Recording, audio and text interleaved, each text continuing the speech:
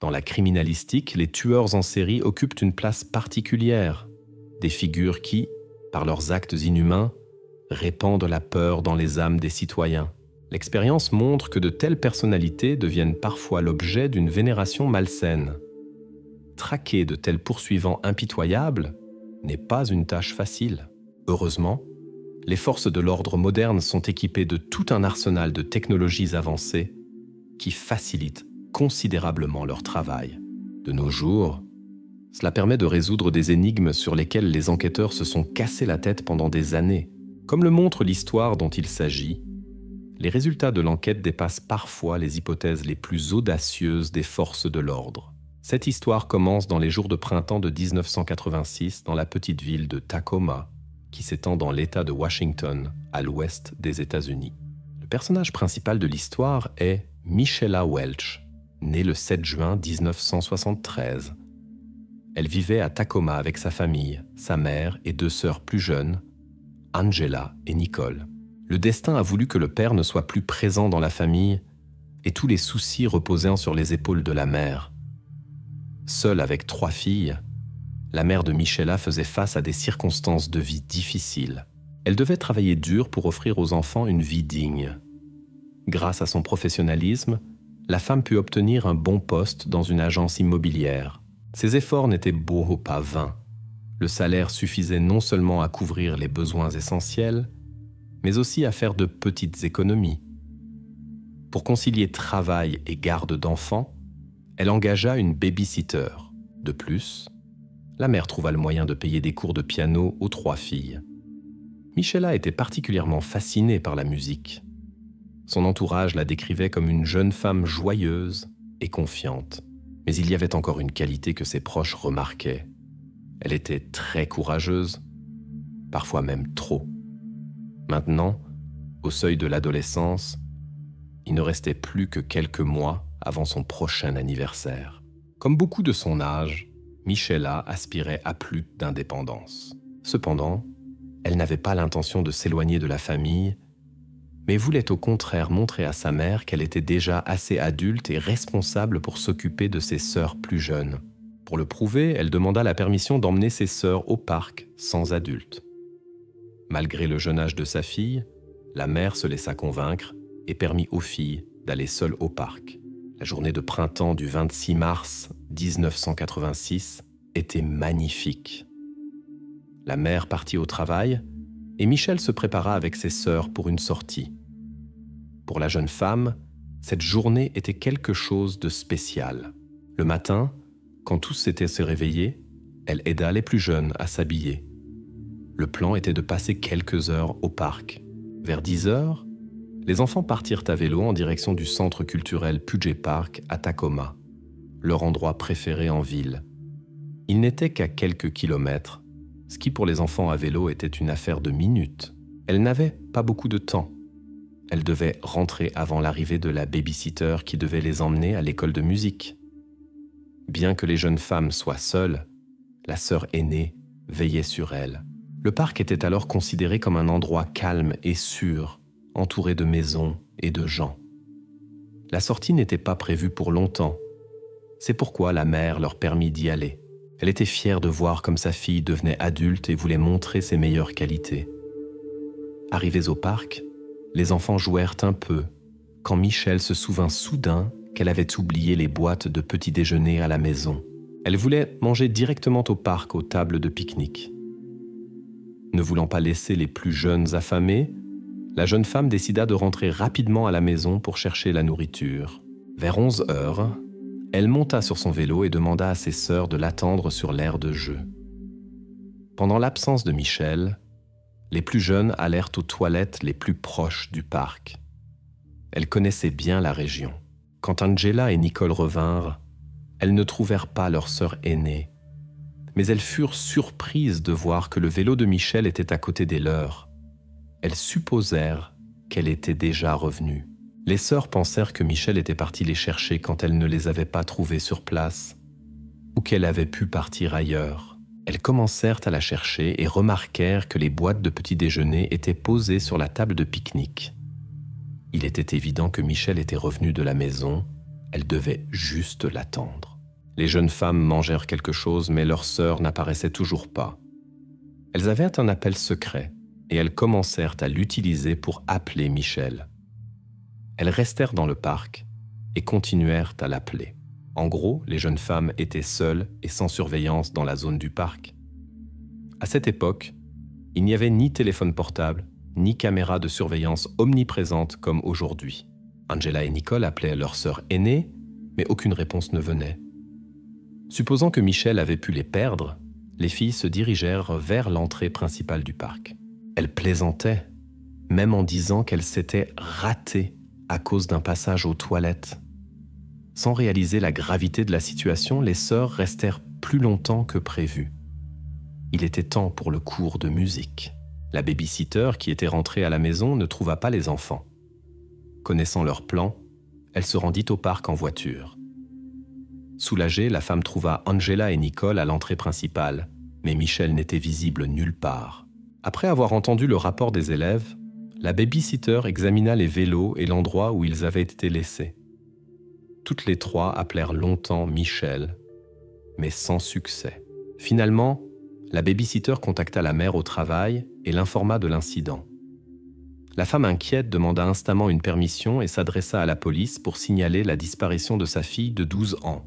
Cependant, les forces de l'ordre ne prêtèrent pas d'abord l'attention appropriée à la situation.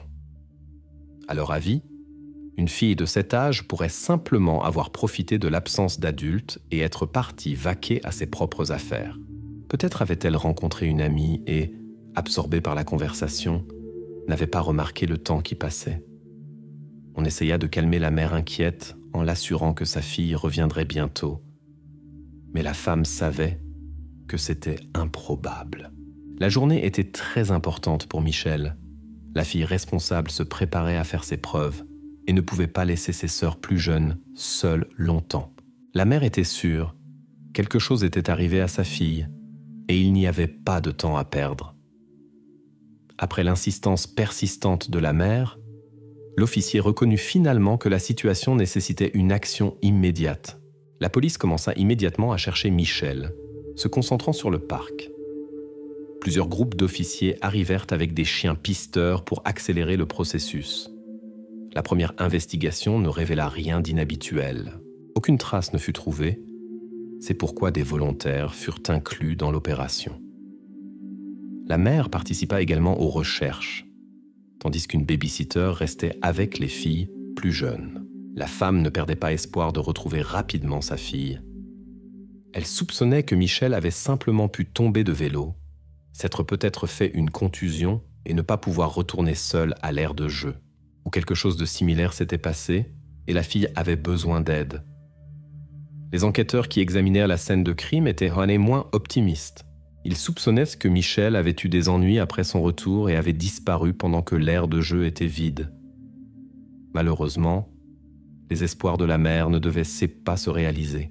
Vers minuit, les policiers avec les chiens pisteurs atteignirent un sentier isolé dans le parc où se trouvait un foyer récemment utilisé. Là, les attendait une découverte bouleversante. Les experts examinèrent la trouvaille et conclurent qu'il s'agissait d'un incident criminel. Cependant, l'arme du crime ne fut pas trouvée sur les lieux. La police fouilla minutieusement toute la zone avec des chiens, mais le coupable l'avait probablement emporté et s'en était débarrassé ailleurs. Il est difficile d'imaginer les sentiments de la mère quand elle apprit cette terrible nouvelle. La femme voulait donner à sa fille aînée la possibilité de montrer son indépendance, mais cela se termina en tragédie. Peut-être les filles plus jeunes échappèrent-elles par hasard au danger, tandis qu'elles étaient aux toilettes et n'attirèrent pas l'attention du coupable. Ces incidents ébranlèrent la communauté locale. La nature de l'incident indiquait la présence d'une personne extrêmement dangereuse en ville, qui était encore en liberté. Les nouvelles de ce qui était arrivé à Michel plongèrent les habitants dans un état de choc. Il devint clair que personne ne pouvait se sentir complètement en sécurité tant que cette personne ne serait pas trouvée. La police fut submergée de demandes des citoyens. Les gens exigeaient instamment des forces de l'ordre qu'elles arrêtent le coupable le plus rapidement possible pour rétablir la tranquillité en ville. Cependant, les officiers avaient trop peu d'informations. C'est pourquoi ils s'adressèrent au public pour obtenir de l'aide dans la recherche du suspect. Le même jour, une camarade de classe de 13 ans de la disparue vint voir les enquêteurs. Elle rapporta qu'elle avait vu Michel le matin avec ses sœurs plus jeunes dans le parc, quand elles jouaient sur l'aire de jeu avant de partir. La fille raconta aussi un homme qui observait les enfants longtemps de loin. Bien que l'étranger ne montrât aucune agression, son attention non apparentée semblait suspecte. Malheureusement, la jeune témoin ne put pas avertir ses amis du danger possible, car ses parents l'emmenèrent à la maison. Néanmoins, grâce à son témoignage, il fut possible de créer un portrait assez détaillé du coupable présumé. Ce portrait robot devint la seule piste essentielle pour l'enquête. Après la publication de l'image, un autre témoin se manifesta auprès de la police. Un homme qui faisait son jogging ce matin-là. Cependant, il s'entraînait dans le parc Point Defense voisin, qui ne se trouve qu'à 5 km du Budget Park. Selon ses mots, il remarqua une personne qui ressemblait beaucoup au portrait robot. À ce moment, le comportement de l'étranger n'éveilla aucun soupçon. Cependant, ce témoignage indiquait que le coupable présumé n'était pas par hasard près des filles, mais visitait délibérément différents parcs pour chercher une cible potentielle. L'enquête dans le cas de Michela s'étendit sur presque 6 mois. Malgré tous les efforts, les investigations aboutirent à une impasse. Les possibilités criminalistiques de cette époque étaient limitées, et les officiers faisaient face à une tâche insoluble. Ni preuve, ni suspect ne purent être trouvés. Mais la tragédie ne s'arrêta pas là. 5 mois plus tard, dans le parc Point Defense, dans des circonstances similaires, une autre jeune femme disparut, Jennifer Bastien, une élève née en 1973. Elle aussi vivait avec sa famille à Tacoma. Ce qui arriva ébranla tout le monde profondément. La société fut horrifiée que les forces de l'ordre n'aient pas pu empêcher la disparition d'une autre personne. Jennifer resta dans les mémoires comme une jeune femme joyeuse et active. Ses intérêts étaient assez variés, de l'équitation et de la danse à la gymnastique. Elle aimait particulièrement faire du vélo. Les tours à vélo n'étaient pas seulement un plaisir pour elle, mais aussi un moyen d'entraîner son endurance. Jennifer était passionnée de sport. Le 4 août 1986, elle se mit de nouveau en route pour l'entraînement. Après le déjeuner, vers 14h30, elle se rendit au parc. Normalement, elle faisait du vélo là-bas avec une amie, mais cette fois-ci, celle-ci ne put pas l'accompagner. Jennifer laissa un mot à ses parents dans lequel elle indiquait qu'elle passerait toute la journée au parc et reviendrait vers 18h30. À l'heure convenue, elle ne rentra cependant pas à la maison. Les parents inquiets appelèrent d'abord les amis de leur fille. Jennifer était très sociable et pouvait spontanément changer ses plans, par exemple, rendre visite à quelqu'un. Malheureusement, aucun des amis n'avait vu la jeune femme. Les parents s'adressèrent alors à la police. Les forces de l'ordre, se souvenant de l'incident récent, prirent le rapport très au sérieux et réagirent immédiatement à l'appel. Les enquêteurs remarquèrent des similitudes entre les circonstances de la disparition de Jennifer et le cas précédent de Michel. Les principaux efforts de recherche se concentrèrent sur le parc où Jennifer voulait faire du vélo. Les policiers arrivés utilisèrent des chiens spécialement entraînés dans l'opération. Cependant, la vaste superficie du parc, nettement plus grande que le parc Puget, compliqua considérablement la tâche. Les parents de Jennifer vinrent sur le lieu de recherche et fournirent des objets personnels de leur fille pour le travail des chiens pisteurs. Malgré les efforts intenses des enquêteurs, les aides à 4 pattes ne purent pas trouver de traces de la disparue ce jour-là. Quelques témoins interrogés mentionnèrent qu'ils avaient vu Jennifer faire du vélo vers 18h sur un des chemins du parc, mais ne remarquèrent rien d'inhabituel. La nouvelle de l'incident se répandit comme l'éclair. Le public était inquiet. Beaucoup établirent des parallèles entre ce cas et l'incident récent avec Michel. Dans la ville circulaient des rumeurs inquiétantes sur un possible coupable qui agissait selon un plan déterminé. Après un appel dans les médias, de nombreux volontaires se joignirent à l'action de recherche. Les parents de la disparue adressèrent un appel officiel à tous ceux qui pourraient avoir des informations sur Jennifer de se manifester auprès de la police. Après avoir vu le reportage, la mère de Michelle, qui souffrait encore de la tragédie survenue 5 mois plus tôt, se rendit au commissariat de police. Son cas restait non résolu, et la nouvelle d'une possible répétition de la situation toucha profondément la mère en deuil. Elle comprenait les sentiments des parents de Jennifer et voulait soutenir la famille, c'est pourquoi elle participa activement aux recherches. Il y avait moins de 6 mois, elle se trouvait elle-même dans une situation similaire. À cette époque, les enquêteurs ne tiraient pas de conclusions hâtives et espérantes que Jennifer était peut-être partie avec des amis ou à cause de possibles problèmes familiaux. Ce n'étaient cependant que des suppositions, des tentatives de trouver une explication plus optimiste, car un tel comportement ne correspondait absolument pas au caractère de la disparue. Malgré tous les efforts de la police et des volontaires, il ne fut pas possible d'obtenir des informations essentielles sur le lieu où se trouvait la fille. La situation resta inchangée jusqu'au 26 août.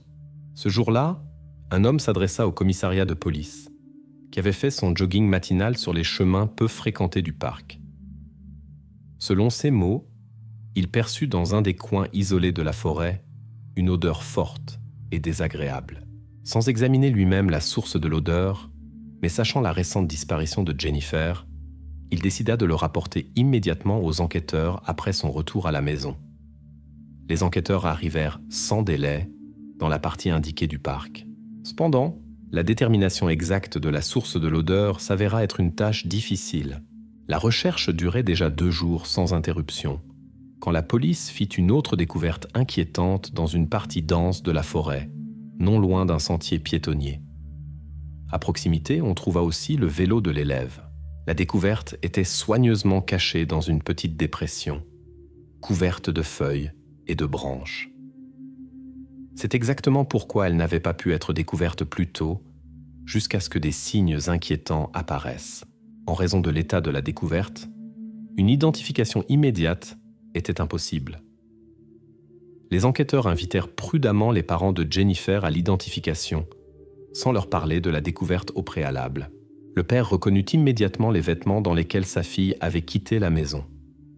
L'examen révéla que Jennifer avait été soumise à un traitement indésirable. Il était évident que Jennifer s'était défendue désespérément, mais elle n'avait simplement pas assez de force pour résister au coupable.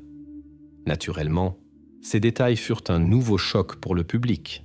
Les suppositions les plus sombres s'étaient confirmées. Les gens virent immédiatement un lien entre cet incident et le cas de Michelle.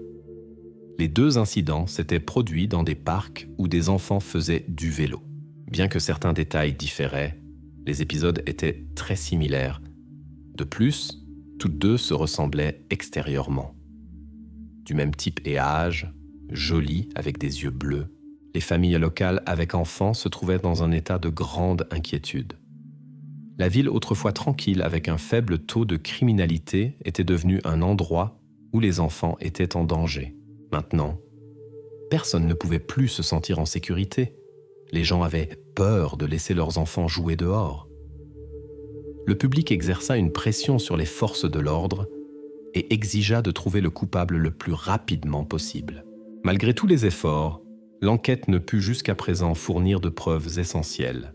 Les preuves matérielles trouvées sur la scène de crime, y compris les fragments de vêtements et les échantillons biologiques, n'apportèrent pas les résultats attendus.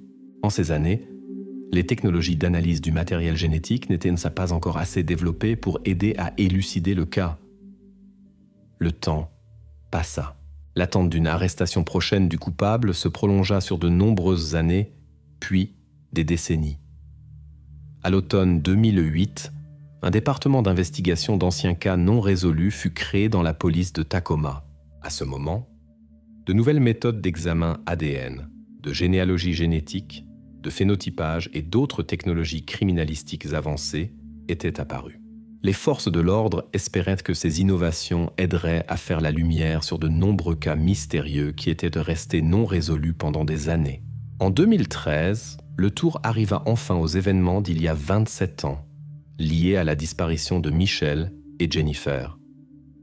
L'enquêtrice Lindsay Wade prit le cas en charge et ressentit une connexion particulière avec lui. Bien que Lindsay ne connût pas personnellement les filles disparues, elle avait grandi à Tacoma. Au moment de ces événements tragiques, Elle était à peu près du même âge qu'elle. L'enquêtrice comprenait qu'elle aurait pu être à leur place. Toutes ces années, Lindsay avait vécu dans une atmosphère d'inquiétude, sachant qu'un coupable dangereux n'avait toujours pas été trouvé et pouvait se cacher quelque part dans les environs. Pendant plus de 2 décennies, il avait réussi à échapper à la justice. Maintenant, avec l'accès aux dernières technologies d'enquête, Lindsay était fermement déterminée à trouver le coupable et à le traduire en justice. Ces terribles événements du passé inspirèrent Lindsay à emprunter la voie d'une gardienne de la loi. Dès son jeune âge, elle développa une passion pour la criminalistique et rêvait de résoudre des cas complexes. Pour atteindre cet objectif, la femme parcourut un long chemin du simple policier de patrouille à enquêtrice, travaillant sur de nombreuses investigations. Mais l'énigme de la disparition de 2 élèves ne quitta jamais ses pensées. Grâce aux efforts de Lindsay et de son équipe, une liste extensive de 2300 hommes fut établie, qui dans le passé avaient d'une manière ou d'une autre attiré l'attention des forces de l'ordre. Ils vivaient tous près des lieux du crime en 1986. Dans cette liste furent aussi inclus tous ceux qui étaient prêts le jour de la disparition ou avaient une quelconque connexion avec les filles. Il est intéressant de noter que les policiers trouvèrent de nombreuses preuves sur les lieux du crime dans l'année de l'événement. Cependant, les technologies de l'époque ne permettaient pas d'en tirer des informations utiles. Ces objets furent soigneusement conservés dans l'attente du progrès. Quand il fut enfin possible d'analyser le matériel génétique des lieux du crime, quelque chose d'inattendu se produisit, qui surprit même les enquêteurs expérimentés. À l'origine, les enquêteurs étaient assez convaincus en raison de la similitude des circonstances qu'une personne était derrière tout. Cependant, la vérification des échantillons collectés révéla que les profils ne correspondaient pas. Il s'avéra que pendant 2 décennies, 2 individus extrêmement dangereux se promenaient librement dans les rues de Tacoma. Par miracle, personne d'autre ne fut blessé, bien que cela puisse être lié au fait que les coupables avaient déménagé et agissaient dans d'autres villes. Les profils génétiques obtenus furent entrés dans la base de données policière. Malheureusement, les espoirs des enquêteurs furent déçus. Aucun des échantillons ne correspondait aux criminels précédemment enregistrés. Sachant qu'une vérification manuelle de 2300 personnes prendrait des années, Lindsay entreprit de réduire le cercle des suspects. Elle exclut tous ceux qui ne correspondaient d'aucune manière à la description. Cela simplifia considérablement la tâche. À la fin, il resta 160 personnes qui furent priorisées pour les tests. La plupart d'entre elles avaient été tenues aux responsables dans le passé pour diverses infractions. Parallèlement, les enquêteurs se tournèrent vers les méthodes de généalogie génétique. Il fut supposé que l'analyse des profils ADN existants aiderait à identifier les parents de possibles personnes impliquées. Malheureusement, cette approche n'apporta pas de résultats dans le cas de Michelle, mais la situation avec Jennifer s'avéra différente. Les experts en généalogie supposèrent que la personne liée à la disparition de Jennifer pourrait porter un des noms de famille suivants: Nama, Holbrook, Smith ou Washburn. Finalement, il n'y eut qu'une correspondance, un certain Robert Washburn. Il est intéressant de noter qu'il n'était pas apparu auparavant comme suspect dans ce cas. Au contraire, Washburn avait agi comme témoin et avait rapporté à la police un homme suspect qui avait été vu dans le parc après la disparition de la première jeune femme, Michelle. Il s'avéra que Washburn était ce coureur qui avait été mentionné précédemment dans le cas. Cette circonstance souleva une série de questions chez les enquêteurs. À partir de ce moment, dans le cadre de l'enquête sur la disparition de la deuxième jeune femme, apparut le personnage principal du premier cas, avec lequel les forces de l'ordre voulaient avoir une conversation. Surgit la supposition d'une possible connexion entre ces cas. Jusqu'à 2016, la collecte d'échantillons ADN des 160 hommes restants de la liste créée par l'enquêteur continua. Le processus était long. Le laboratoire traitait les analyses par lot d'environ 20 ensembles par passage. Bien qu'aucune correspondance n'ait été trouvée jusqu'à présent, le travail ne fut pas arrêté. Les enquêteurs continuaient à vérifier méthodiquement chaque échantillon dans l'espoir que cela mènerait un jour à une percée dans l'enquête. En mai 2018, Lindsay reçut un appel inattendu. À l'autre bout du fil était le nouvel enquêteur Gene Miller qui s'était chargé de l'ancien cas. Miller communiqua une nouvelle étonnante. Presque 32 ans après les 2 incidents tragiques, une correspondance fut établie dans les derniers 18 échantillons. Elle indiquait l'implication d'un certain Robert dans la disparition de Jennifer, le même témoin qui était appelé le coureur du parc. Pour une raison quelconque, il n'avait pas été vérifié auparavant. Maintenant, Robert avait 60 ans, alors qu'au moment des événements, il était encore très jeune. Il avait grandi à Tacoma, mais déménagea en Illinois après l'incident. Étonnamment, l'homme n'avait pas de passé criminel. À tous égards, il apparaissait comme un citoyen respectueux des lois. Après le déménagement, Robert commença une relation, se maria, et le couple eut une fille avec des besoins spéciaux. Le mariage se brisa, mais Robert continua à s'occuper de l'enfant et soutenait sa fille de toutes les manières. Toutes les connaissances décrivaient Robert comme un homme travailleur, calme et amical. Mais des décennies plus tard, cette réputation fut mise en doute. Le 11 mai 2018, Robert Washburn fut arrêté. Il fut accusé en relation avec le cas Jennifer Bastian. Pendant l'interrogatoire, Robert était très nerveux, si bien que tous ses vêtements étaient trempés de sueur. Les enquêteurs virent cela comme un signe qu'il cachait quelque chose. Son comportement semblait typique de quelqu'un qui a des secrets. Évidemment, l'arrestation fut un grand choc pour lui. Probablement n'attendait-il plus que le passé ressurgisse après tant d'années. Robert nia les accusations et qualifia la correspondance ADN d'erreur. Naturellement, tout fut vérifié plusieurs fois pour exclure la possibilité d'une erreur. Le cas de Michelle resta encore non résolu. 1 mois après l'arrestation de Robert, l'analyse ADN de tous les 160 hommes fut terminée. Aucun d'eux ne montra de connexion avec la disparition de Michelle. La police s'adressa alors à une entreprise spécialisée dans les examens ADN. Les chercheurs appliquèrent des méthodes avancées d'analyse ADN et de généalogie, ce qui permit de réduire le cercle des suspects potentiels à 2 frères. Maintenant, il était nécessaire d'obtenir leur matériel génétique pour comparaison. Cependant, les enquêteurs ne pouvaient à coup pas simplement demander des échantillons. Cela devait être une décision volontaire. Pour ne pas éveiller de soupçons, les enquêteurs eurent recours à une ruse.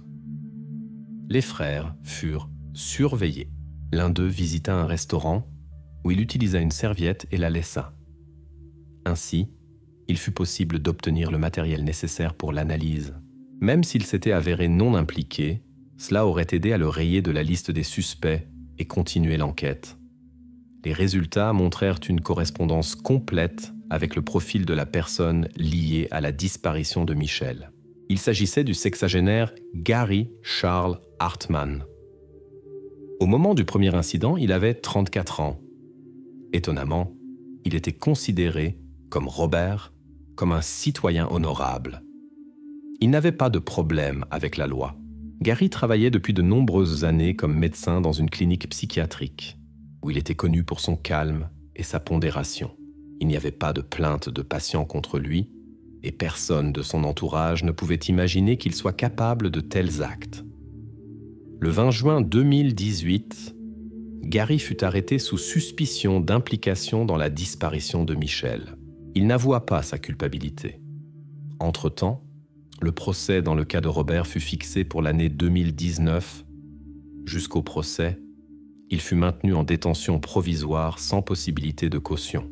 Après quelques mois, il changea inopinément sa déclaration et avoua son implication dans la disparition de Jennifer, probablement dans l'espoir d'une réduction de peine. Cependant, il nia les autres accusations. Selon les enquêteurs, Robert était peut-être conscient de la gravité de ses actes et craignait donc d'avouer entièrement. Finalement, il fut condamné à 27 ans de privation de liberté. Il est remarquable que Robert tenta de participer aux enquêtes dans le cas Michelle. Il était sur la liste des témoins quelques mois avant la disparition de Jennifer, à laquelle il fut plus tard lui-même impliqué. Les enquêteurs supposèrent qu'il voulait d'une manière ou d'une autre apparaître dans ce cas. Peut-être ce cas avait-il fait une impression si forte sur lui qu'il fut poussé à des actes similaires. Cela pourrait expliquer le caractère quelque peu différent des incidents. Robert ne semblait pas avoir atteint le niveau que Gary avait démontré. Robert lui-même ne commenta pas ses suppositions. Le procès contre Gary Hartman eut lieu en mars 2022. La défense entreprit tous les efforts pour disculper l'accusé, en essayant de rejeter la responsabilité sur Robert. L'avocat insista sur de possibles erreurs dans la conduite des examens et la collecte de preuves. Cependant, l'accusation resta ferme. La correspondance des profils ADN ne pouvait pas être un hasard. N'ayant pas de succès, la défense changea de tactique et se concentra sur l'état mental de Hartman au moment de l'incident. Il s'avéra qu'il avait eu une enfance difficile et probablement traversé une crise psychologique dans la phase critique. De plus, Gary lutta longtemps contre des dépendances, ce qui influença fortement son équilibre mental. À la fin du procès, Hartman avoua sa culpabilité. Malgré les tentatives de l'avocat d'obtenir un acquittement en raison de l'irresponsabilité de son client, ces arguments ne convainquirent pas les jurés et ils rendirent un verdict de culpabilité. Le tribunal condamna Gary Hartman à 26 ans et demi de privation de liberté. Les proches des victimes considérèrent cette peine insuffisante, même en tenant compte des aveux. Beaucoup furent surpris que Gary reçoive une peine moindre que Robert, bien que ses actes soient plus graves. Néanmoins, la société ressentit un soulagement que les deux coupables dangereux soient isolés de la société. En mai 2019, un nouveau projet de loi fut présenté, nommé d'après Jennifer et Michelle. Les parents des jeunes femmes militèrent pour l'adoption d'une loi dans l'État de Washington qui élargirait les possibilités de collecte ADN. Selon celle-ci, des échantillons ADN pourront être collectés obligatoirement tant d'adultes que de mineurs suspectés de crimes graves. Une attention particulière fut portée aux crimes avec traitement inapproprié.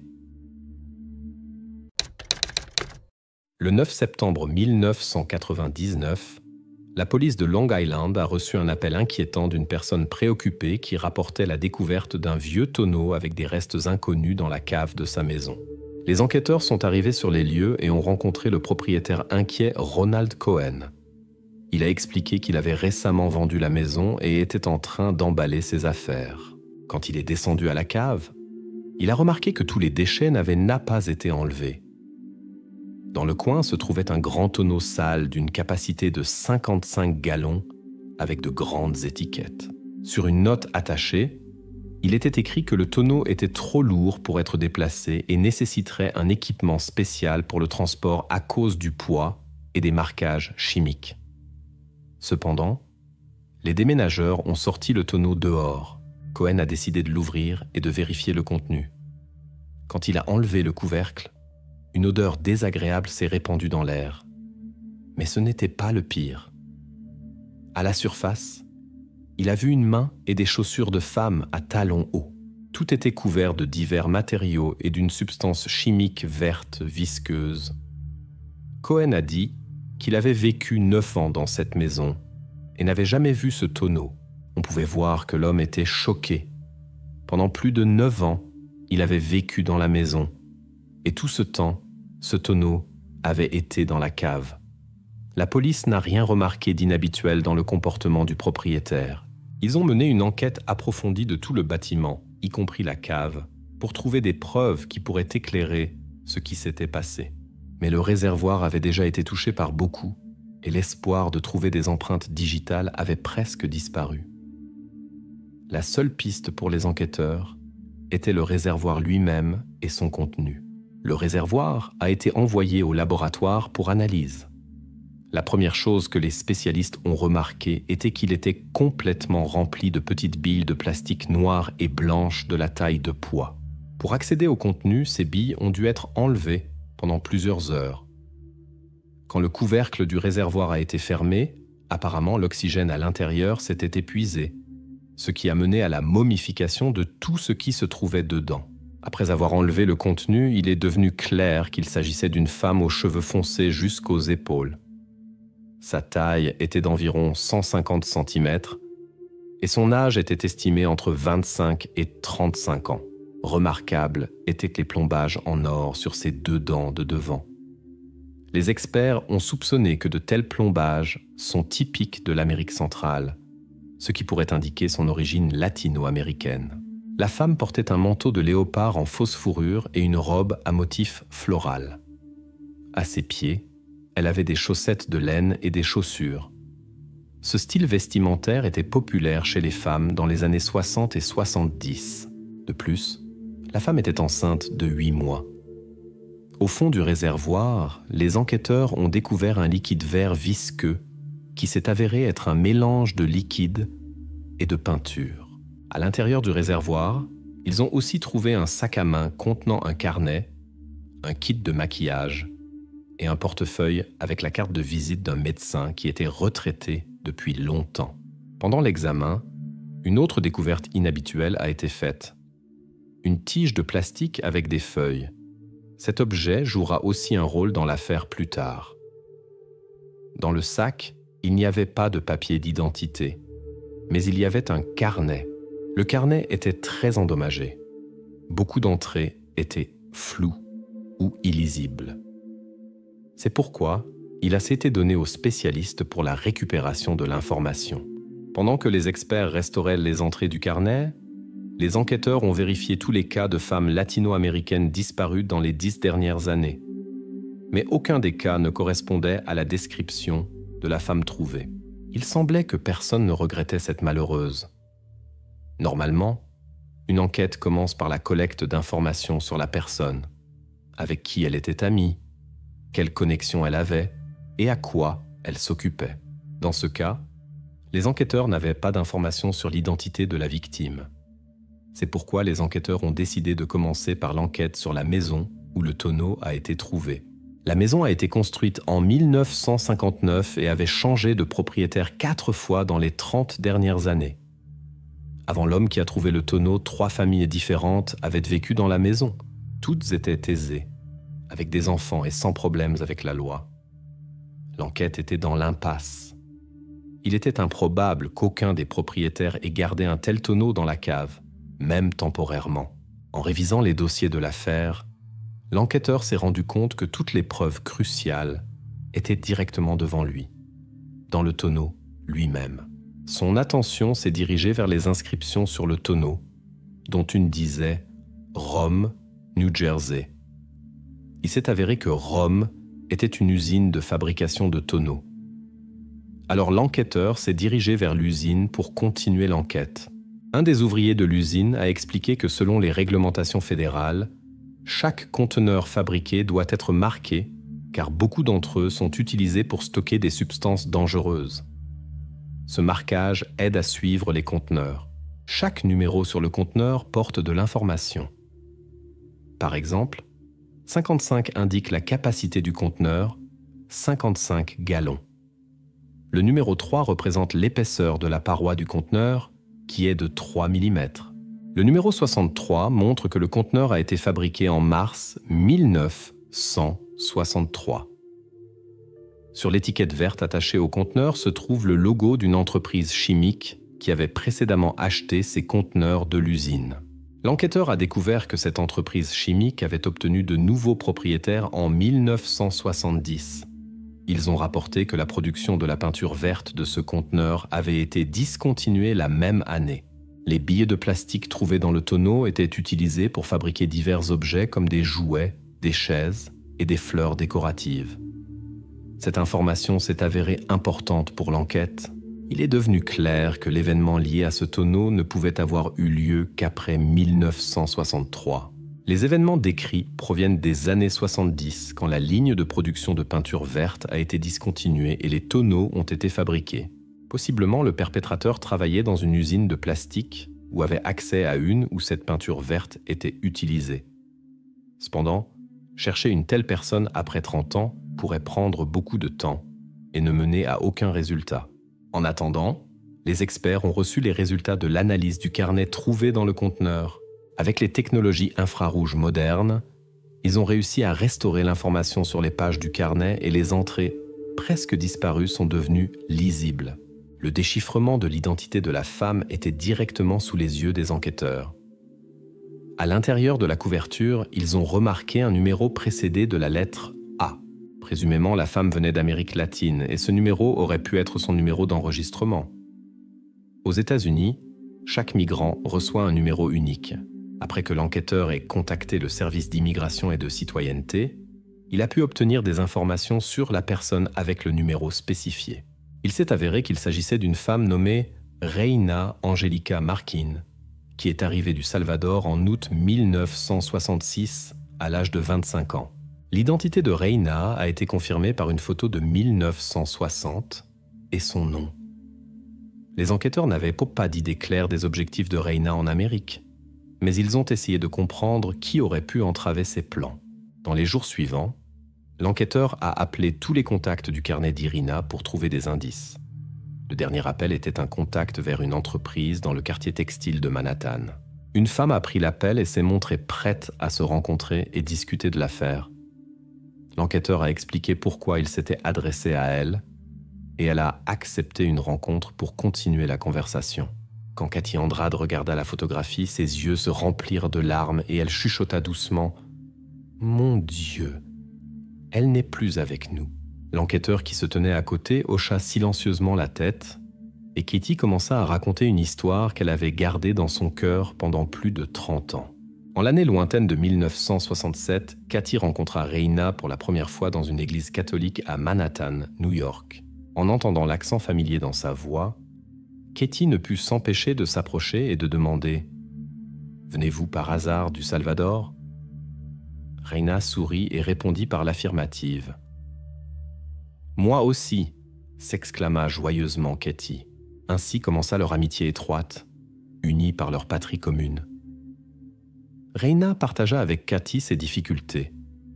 Le divorce et le déménagement à New York l'année dernière dans l'espoir d'une nouvelle vie.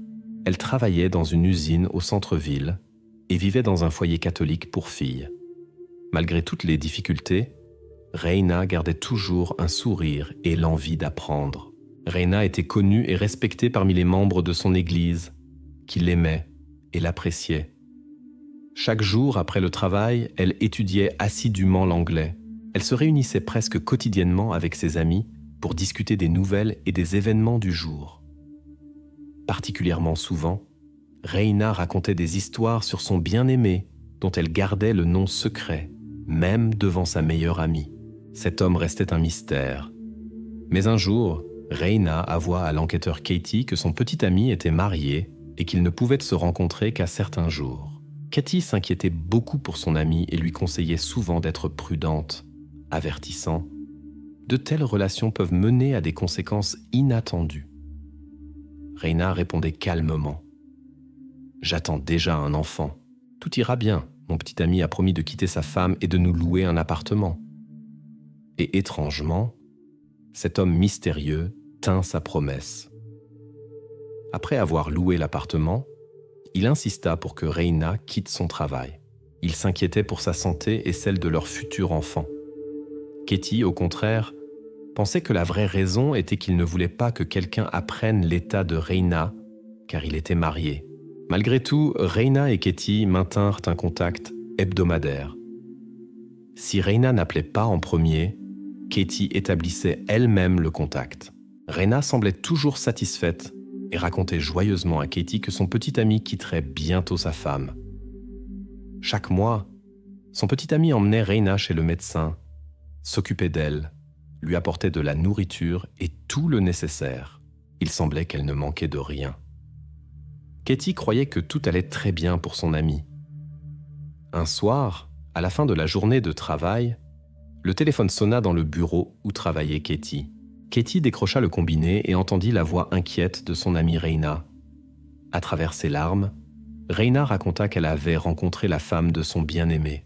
En panique, elle répétait qu'il lui avait dit qu'elle l'avait fait en vain et que toutes ses promesses avaient été des mensonges.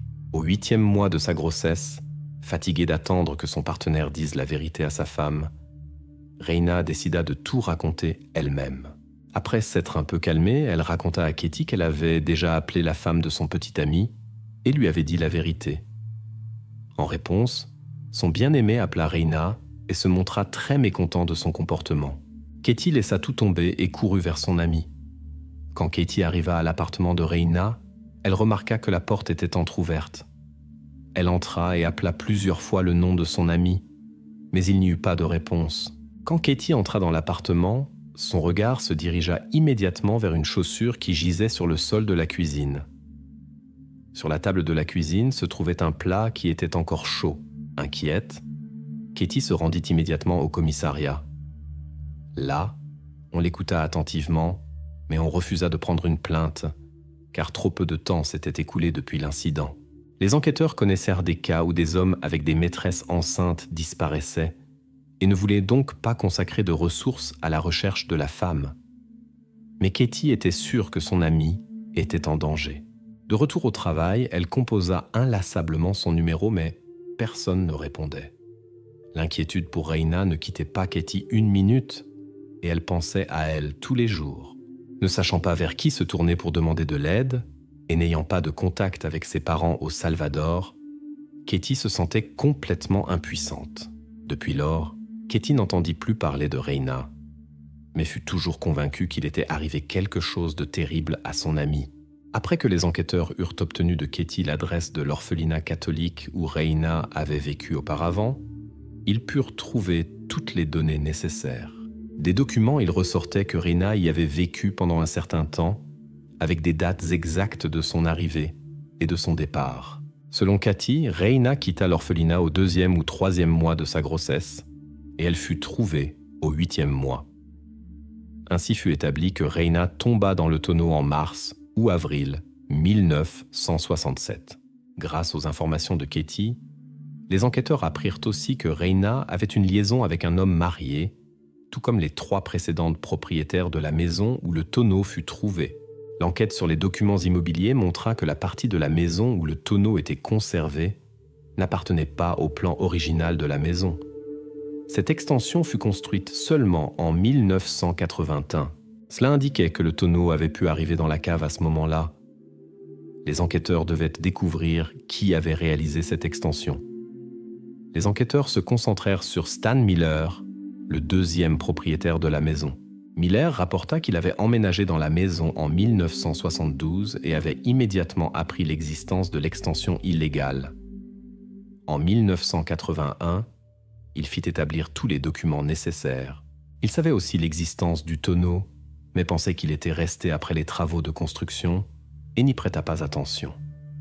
Il conseilla aux enquêteurs de parler avec Howard Arends, qui avait vécu dans la maison avant lui.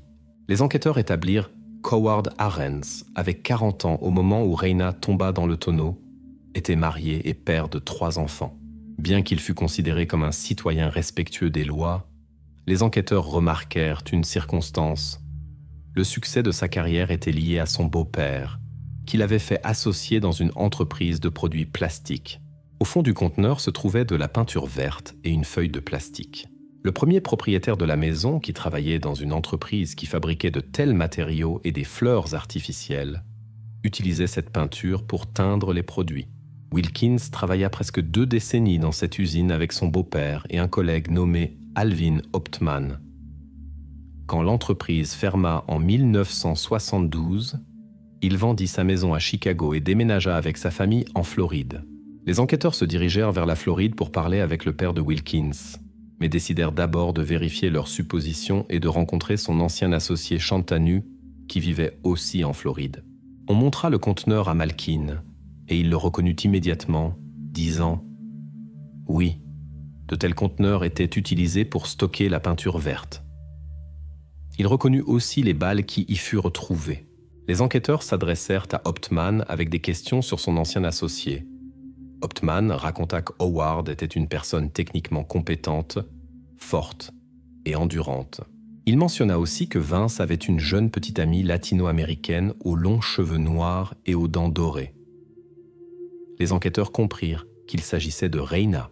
Hauptmann ne se souvenait pas de son nom, mais savait qu'elle avait travaillé à l'usine pendant environ 1 an et qu'un jour, elle n'était simplement pas venue au travail, après quoi personne ne l'avait plus vue.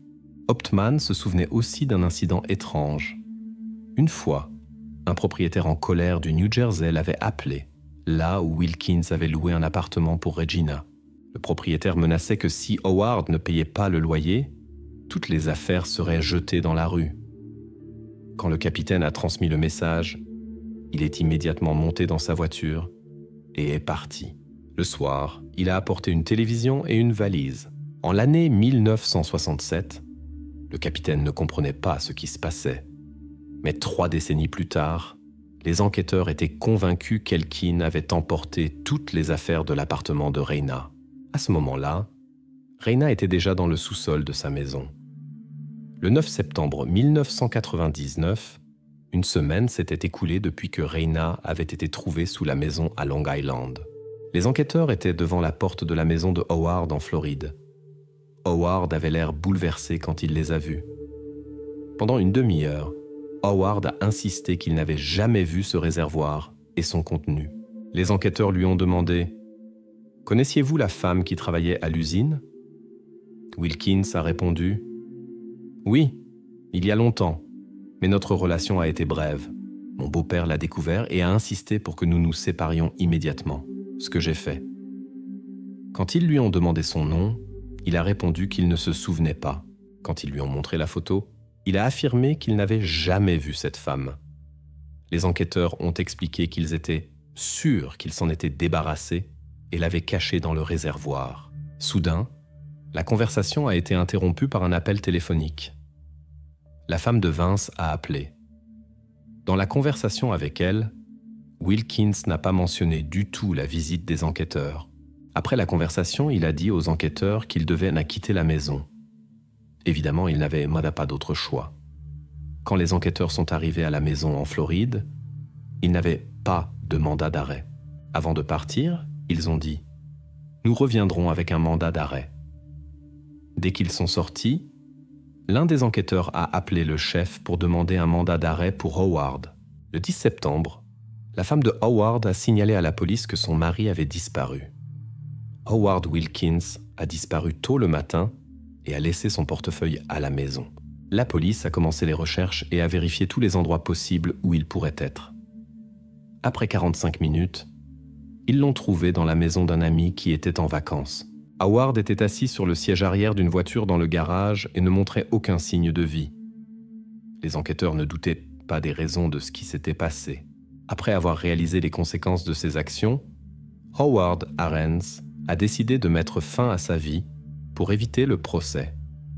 Dans le laboratoire de New York, l'ADN de Howard et d'un enfant ont été comparés et une correspondance a été établie. Rayna est restée 30 ans dans le réservoir. Tout ce temps, Elkin a vécu une vie normale et a élevé 3 enfants. L'amie d'Aina, Cathy Andrade, se blâme encore et dit « Je pensais que si j'étais arrivé 5 ou 10 minutes plus tôt, Rayna serait encore en vie. » La police a trouvé la famille de Rayna. Sa mère n'a pas su pendant 30 ans ce qui était arrivé à sa fille et où elle était. Rayna a été transférée au Salvador, où elle a été enterrée sur la propriété familiale. Peu après, la mère de Rayna est aussi morte et elle a été enterrée à côté de sa fille. Les actions humaines sont parfois si inattendues et inexplicables qu'il est pratiquement impossible de trouver une connexion logique entre les événements et leurs participants. Malheureusement, cette imprévisibilité permet à certaines personnes peu fiables de mener une vie normale pendant des années sans attirer l'attention des autorités chargées de l'application de la loi. Dans de tels cas, même les enquêteurs expérimentés ont du mal à déchiffrer les motifs et à établir les vraies causes des incidents. Au cœur de l'État d'Indiana se trouve le pittoresque North Webster, une petite ville entourée de lacs cristallins et de nature vierge. Cet endroit a toujours attiré les amateurs de pêche, tant les locaux que les visiteurs d'autres régions. Au milieu des années 70, la population de la ville atteignait à peine 500 personnes. Aujourd'hui, 2 fois plus de personnes y vivent, mais l'atmosphère de la chaleureuse ville familiale a été préservée. North Webster est toujours considéré comme un endroit idéal pour une vie tranquille, loin des métropoles bruyantes. Ici, tous se connaissaient personnellement et faisaient confiance à leurs voisins comme à des parents. Les enfants jouaient librement dans les rues, rendaient visite à des amis, et de nombreux résidents ne voyaient même pas de raison de verrouiller leurs portes. Pendant des années, l'excès de vitesse sur les routes locales est resté l'incident le plus grave. Mais l'année 1975 a changé le rythme de vie habituel de la ville. À cette époque vivait ici la famille Mitchell. Les époux se sont mariés immédiatement après leur diplôme. Ils étaient ensemble depuis l'école et ont toujours rêvé d'une grande famille. Leur premier enfant, la fille Laurel, est née le 24 mai 1958. Après 5 ans, Sarah est née et plus tard le fils cadet Bruce a rejoint la famille. Les parents ont entouré les enfants d'amour et de soins, créant dans la maison une atmosphère particulière de chaleur et de soutien. Les voisins disaient souvent que les Mitchell étaient un exemple parfait d'une famille américaine idéale. Malgré les difficultés de la vie, les époux sont toujours restés unis et se sont soutenus mutuellement. La famille était profondément religieuse. Tous les dimanches, tous les Mitchell assistaient à l'église.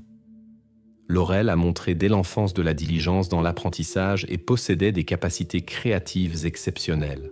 Elle chantait dans la chorale locale, se produisait lors de concerts dans les villes voisines et participait à la vie sociale. Elle s'efforçait d'aider les gens et travaillait dans un camp d'église proche. Les membres de la congrégation la rencontraient souvent lors de réunions religieuses. Ils voyaient grandir cette jeune femme aimable et positive au caractère doux et à la volonté forte. Les proches croyaient au grand avenir de la fille aînée, qui s'occupait toujours de la famille et s'efforçait de soutenir les parents. La journée d'été du 6 août 1975 a commencé pour Laurel comme d'habitude. Elle a passé du temps avec ses frères et sœurs plus jeunes et a attendu le retour de ses parents du travail. Après le déjeuner, vers 14 heures, Laurel s'est dirigée vers son service au camp de l'église.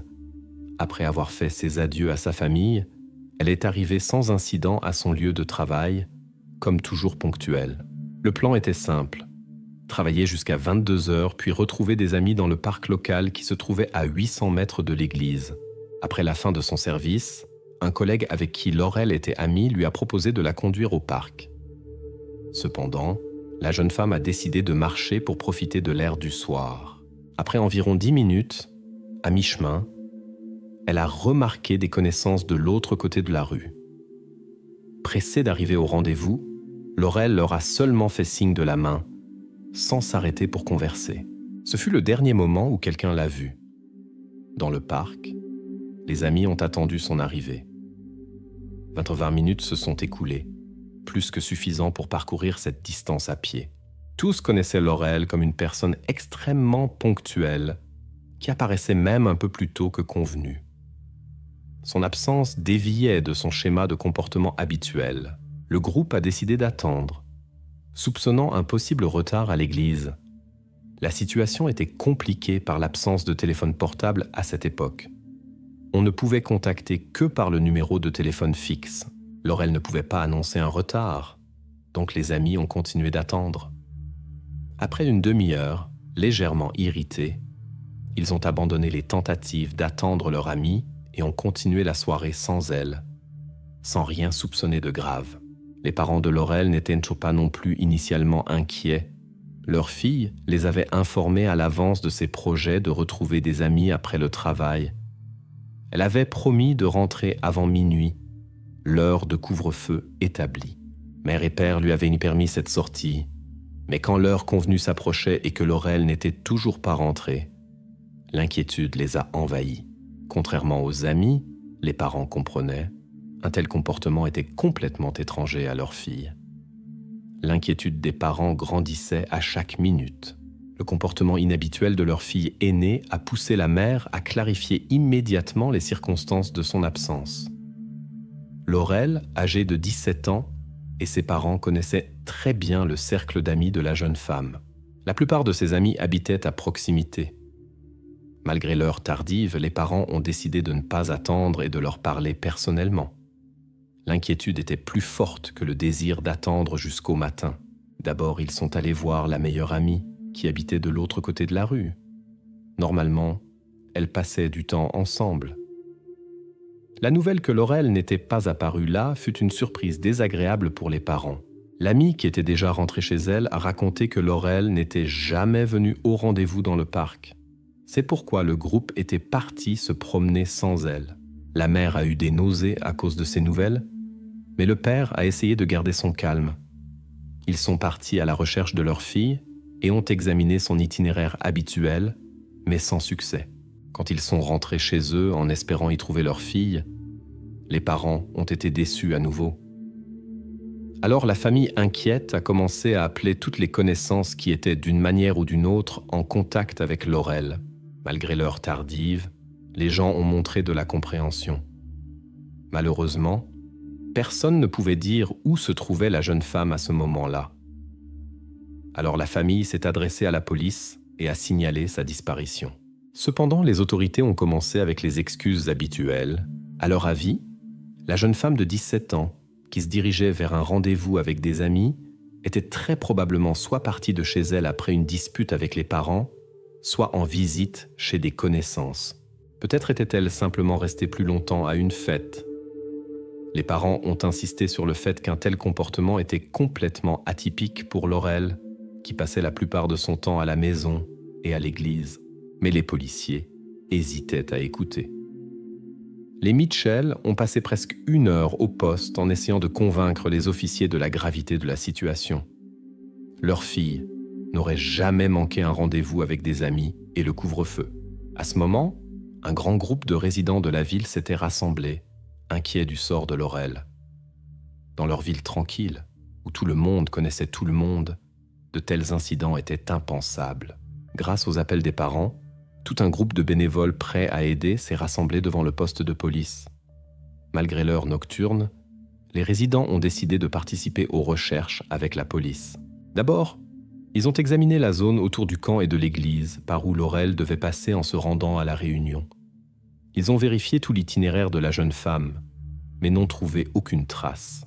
Les groupes de recherche se sont divisés et ont ratissé la ville jusqu'à l'aube. Mais la recherche est restée infructueuse. À 10h30, la recherche de Laurel parmi les amis avec qui elle devait se rencontrer n'a donné aucun résultat. Le dernier espoir que la jeune femme se trouve simplement chez des connaissances s'évanouit. Les enquêteurs ont soigneusement examiné l'entourage de la disparue. Dans les conversations avec la famille Mitchell, les officiers ont tenté de trouver des indices ou des connexions suspectes. Cependant, tous les contacts vérifiés se sont révélés irréprochables.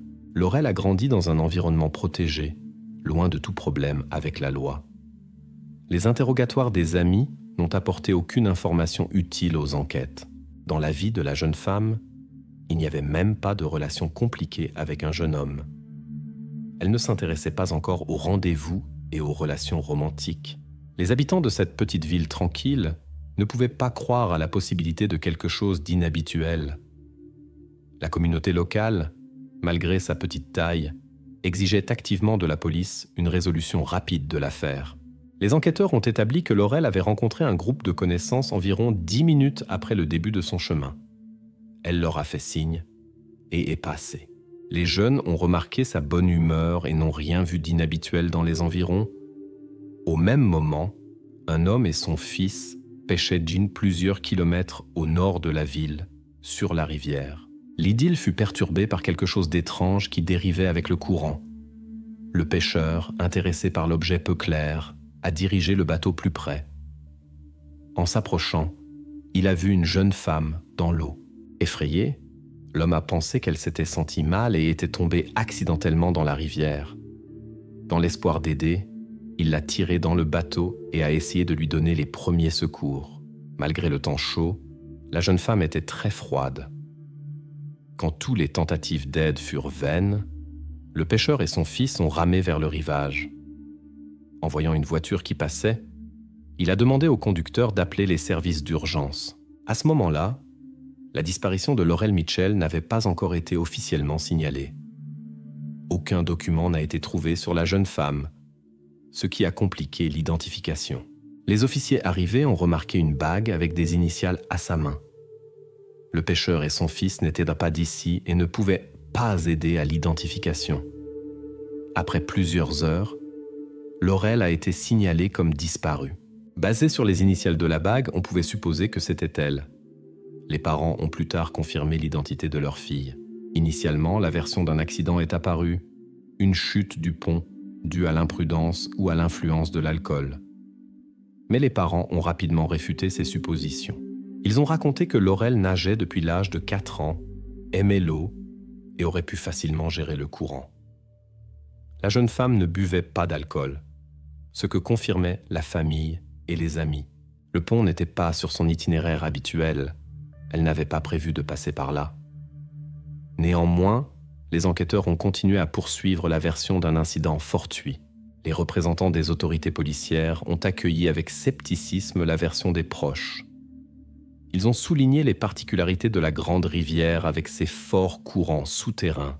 En certains endroits, les courants étaient si forts que même les nageurs expérimentés évitaient ces zones. Les enquêteurs ont soupçonné que Laurel avait pu tomber accidentellement dans l'eau ou être allée nager, mais n'avait pas réussi à gérer le courant. Cette version était soutenue par la présence de zones spécialement coordonnées, classées comme dangereuses pour les visiteurs. Cependant, l'expertise du médecin légiste a complètement réfuté les suppositions de la police. L'examen a révélé de multiples traces sur la jeune femme qui indiquaient un affrontement physique. Le type de blessure pointait vers l'autodéfense. Elle se situait principalement dans la zone des bras et de la partie supérieure de la poitrine. L'expertise médicale a établi que la cause principale était une blessure à la tête, et la rivière avait probablement été utilisée pour dissimuler les preuves. Malheureusement, le long séjour dans l'eau a compliqué la collecte de preuves supplémentaires. Même la vérification de la version d'une possible agression n'était pas possible. La plupart des traces avaient été perdues et les fragments conservés ne pouvaient pas être entièrement analysés. En ces années-là, les technologies d'investigation ADN commençaient tout juste à se développer, ce qui compliquait considérablement les enquêtes. Malgré la présence d'objets avec des traces biologiques, leur taille était trop petite pour un examen qualitatif. Toutes les preuves trouvées, vêtements, chaussures, objets personnels de la jeune femme avec des traces suspectes, ont été archivés. Pour la cérémonie d'adieu, tant de gens se sont rassemblés que l'église ne pouvait pas accueillir tous les endeuillés. Beaucoup sont restés dehors, exprimant leur soutien à la famille Mitchell et l'espoir d'une résolution rapide de l'affaire. Le premier tournant significatif s'est produit quelques mois plus tard. Une jeune femme inconnue a appelé la police d'une cabine téléphonique, prétendant avoir des informations sur l'incident. Mais quand le répartiteur a commencé à demander des détails, la communication s'est coupée. L'identité de la plante n'a pas pu être déterminée. La police s'est adressée avec un appel public à la population pour trouver le témoin mystérieux. On lui a promis un anonymat complet et une protection intégrale. Les autorités policières ont fait tout leur possible pour convaincre la jeune femme de les recontacter et de partager les informations qu'elle connaissait. Plus tard, une récompense de 50 000 $ a même été offerte. Une somme considérable pour cette époque. Mais le témoin mystérieux ne s'est jamais manifesté à nouveau. Cependant, la récompense offerte a apporté des difficultés inattendues. La police a reçu de nombreux rapports faux dont la vérification a pris du temps et des ressources. 6 mois après la disparition de Laurel, une femme nommée Catherine est venue au poste. Elle habitait dans la rue par où la jeune femme passait habituellement par le parc en rentrant du travail. Catherine a rapporté qu'elle avait vu Laurel vers 22h15. L'heure correspondait exactement à son itinéraire habituel de retour. Ce soir-là, la ménagère vaquait à ses occupations quotidiennes quand un son aigu de la rue a attiré son attention.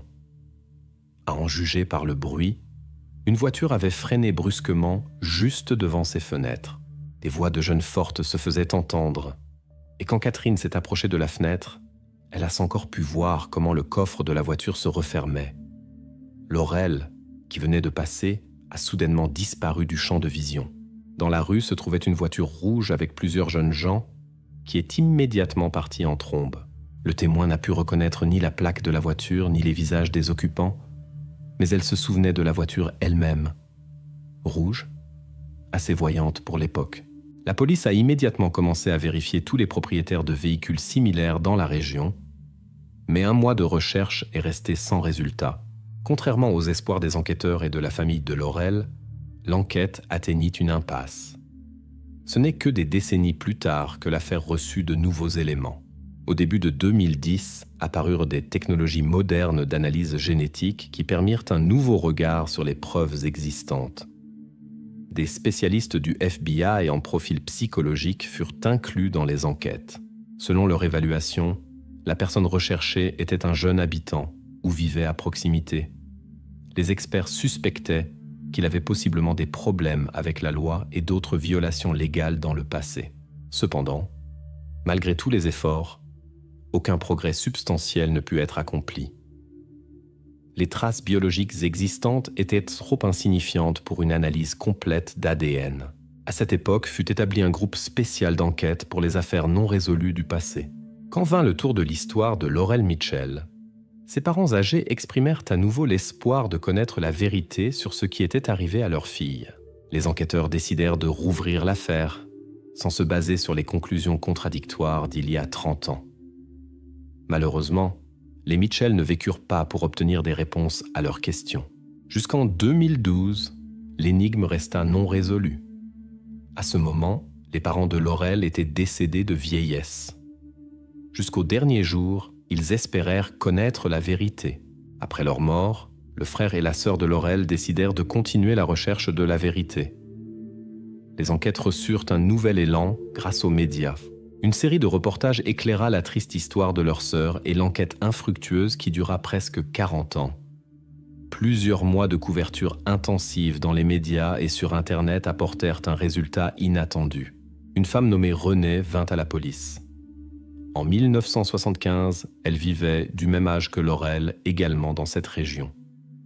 Environ une semaine après l'incident, elle rencontra un homme nommé John Lehman. Leur connaissance commença lors d'une fête. Une relation se développa qui continua même après l'incident avec Laurel, dont toute la ville parlait. Lors d'une de leurs rencontres, John, après avoir trop bu, commença à raconter à Renée son passé. Selon ses mots, son ami avait arrêté une jeune femme dans la rue cet été-là. Il fut témoin des événements, mais n'intervint pas. John décrivit les événements dans les moindres détails, mais affirma que son ami l'avait fait. À l'époque, elle ne prêta pas attention à ses mots, mais des années plus tard, quand elle vit le reportage, des doutes lui vinrent et elle décida de partager l'information avec la police. Le récit de Renée intéressa les enquêteurs. John connaissait de nombreux détails de l'incident qui ne furent jamais publiés dans la presse, ni alors, ni maintenant. Cependant, l'enquête rencontra de nouvelles difficultés. Renée rapporta qu'ils se séparèrent peu après cette conversation. Jusqu'à aujourd'hui, la femme ne savait rien sur son destin ultérieur. De plus, aucune information ne fut trouvée dans la base de données policière sur l'ex-petite amie. Apparemment, il n'avait pas eu de problème avec la loi. Les enquêteurs tentèrent d'établir l'identité de John, ou peut-être parlait-il à la troisième personne de lui-même, et il n'y avait aucun ami. Renée essaya de se rappeler le nom avec difficulté. Dans sa mémoire surgit quelque chose qui ressemblait à Bundy ou Bendy. En révisant l'affaire, les enquêteurs décidèrent d'examiner à nouveau la liste de toutes les personnes impliquées, anciens suspects et témoins. Parmi les nombreux noms, un attira particulièrement l'attention de Renée. Fred Bundy. Sa personnalité souleva des questions dès le début. Il s'avéra que quelques années après la disparition de Laurel, un jeune homme nommé Bill se présenta à la police. Il raconta sa connaissance avec Fred Bundy, un homme sans domicile fixe, travail ni éducation. Bill mentionna son agression incontrôlée et ses problèmes d'alcool. Lors d'une rencontre commune, Fred partagea une histoire inquiétante sur comment lui et son ami John arrêtèrent une jeune femme inconnue dans la rue. Selon les mots de Fred, ils firent cela sans raison. Comme ça, quand la jeune femme essaya de partir, Fred perdit le contrôle. Il continua ses actions même après qu'elle eut perdu connaissance. Fred avoua qu'il avait complètement perdu le contrôle de lui-même. Avec son compagnon, ils emmenèrent la jeune femme hors de la ville et éliminèrent toutes les traces de l'incident dans la rivière. À ce moment, la déclaration de Bill ne provoqua pas de réaction sérieuse. Il ne connaissait pas le nom de la jeune femme, et ses mots ne pouvaient pas être vérifiés. Plus tard, les déclarations furent ajoutées à l'affaire de Laurel, mais les enquêtes n'avancèrent pas en raison du manque de preuves confirmatives. Après avoir examiné les documents, les enquêteurs découvrirent une connexion. Le John Lehman mentionné, compagnon de Fred, était le même homme qui avait avoué à Renaud. Il fallait maintenant collecter des échantillons génétiques des principaux suspects pour comparaison. Jusqu'à l'année 2019, la technologie avait fait des progrès considérables. Cependant, il n'y avait aucune information ni sur John ni sur Fred jusqu'à présent. Les enquêteurs obtinrent accès à des équipements modernes qui pouvaient analyser même des traces microscopiques de matériel biologique.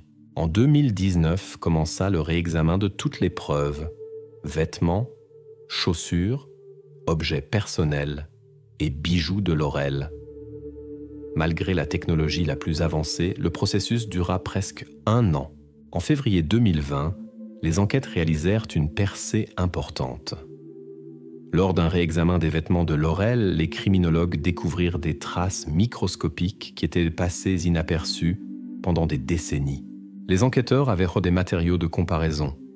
Les échantillons de Fred étaient stockés dans les bases de données en raison de ses délits antérieurs. La première comparaison montra seulement 80% de correspondance, pas suffisant pour des conclusions définitives. Cependant, après plusieurs analyses répétées avec de nouvelles méthodes, les experts obtinrent une correspondance presque complète avec les échantillons de Fred. En 2023, la police décida d'arrêter Fred Bandy et son ami John Lehman.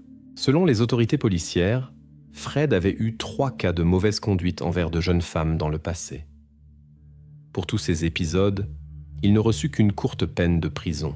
Lors de l'interrogatoire, Fred avoua sa participation à la disparition de Laurel et mentionna qu'il agit avec John, qui en 1975 possédait une voiture rouge. Il essaya de transférer la responsabilité principale à son ami, mais ne put expliquer pourquoi seules ces traces furent trouvées sur les affaires de la jeune femme. Les 2 hommes furent arrêtés presque 48 ans après l'incident. Les proches de Laurel exprimèrent leur amertume du fait que ces personnes menèrent une vie normale pendant des décennies, tandis que la police tentait sans succès de les trouver. Les détenus commencèrent à s'accuser mutuellement. Fred désigna John comme le principal coupable, tandis que John affirma que Fred avait commis les actions illégales contre Laurel. John nia sa participation directe et expliqua son silence pendant des années par la peur de son ami. Les défenseurs ont activement invoqué la prescription des événements et ont tenté de contester les preuves de l'accusation. Les avocats ont utilisé des méthodes standards de défense pour atténuer la culpabilité de leurs clients. Cependant, leur réputation antérieure a considérablement compliqué cette tâche. Après avoir examiné tous les arguments, le jury s'est retiré pour délibérer. Après 1 heure, ils ont annoncé leur verdict. Fred Bandy, âgé de 69 ans, a été déclaré coupable du chef d'accusation le plus grave. Lors des audiences finales du procès, Fred a été condamné à la prison à vie sans possibilité de libération anticipée. Il est remarquable que l'affaire a été jugée selon les lois de 1975, quand il n'y avait que 2 options de punition. La prison à vie avec droit à la libération conditionnelle ou la peine maximale. Plus tard, la mesure de punition extrême a été abolie dans l'État. C'est pourquoi Fred est allé en prison jusqu'à la fin de ses jours. Le public a vivement discuté de la justice du verdict. Beaucoup l'ont considéré trop clément compte tenu de la gravité de l'acte. Un autre participant de l'affaire, John Lehman d'Auburn, État d'Indiana, âgé de 68 ans, a pris un chemin différent. Il a conclu un accord avec les enquêteurs et a avoué sa complicité. En échange de sa coopération, John n'a reçu que 8 ans de prison. Contrairement à l'accusé principal, il avait la chance de sortir libre un jour. Selon les conditions de l'accord, John devait témoigner au tribunal contre son complice. Après l'annonce du verdict, la sœur de Laurel, âgée de 62 ans, a organisé une cérémonie symbolique. Elle a lâché des ballons avec l'inscription « Nous l'avons attrapé » dans le ciel.